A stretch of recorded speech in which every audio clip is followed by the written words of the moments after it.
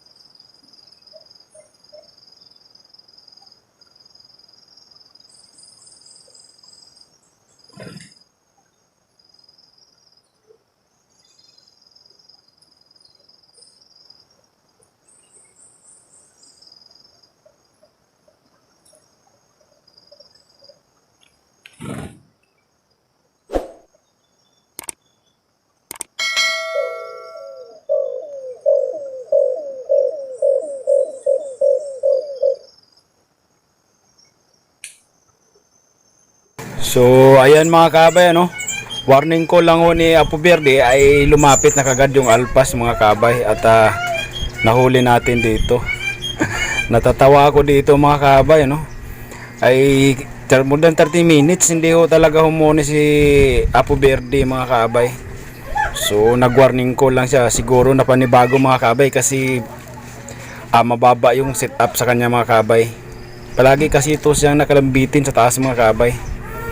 So ayan, no, kahit papano may regalo sa birthday natin. So ayan mga kabay, sa bahay na natin ito pakawalan.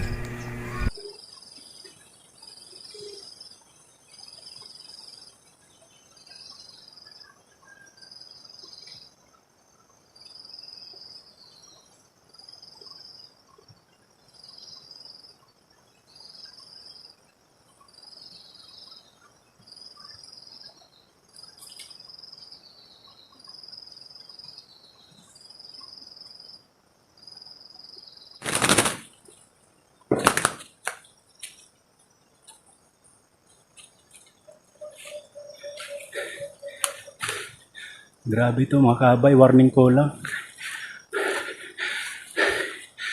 Yan, no, nag-warning ko lang mga kabay, nakadalik agad. Isang babae yung nadali natin. Grabe. Ang ganda ng regalo sa atin sa birthday mga kabay, no. So ayun na po mga kabay, yung nadali natin mga kabay sa warning ko. Kahit pa paano may regalo tayo sa kaarawan natin mga kabay, no? So release namin yan dito mga kabay. So ayan mga kabay, isa po siyang babae mga kabay. So ayan na po, ay release na po yan ng papa ko mga kabay. Hindi makalayang, no.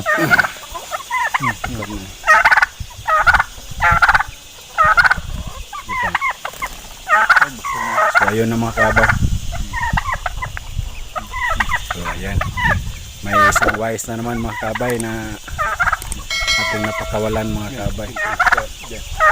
So maligayang karawan sa atin mga kabay, no? So maligayang karawan po para sa akin mga kabay. So na-enjoy ko po yung birthday ko ngayon.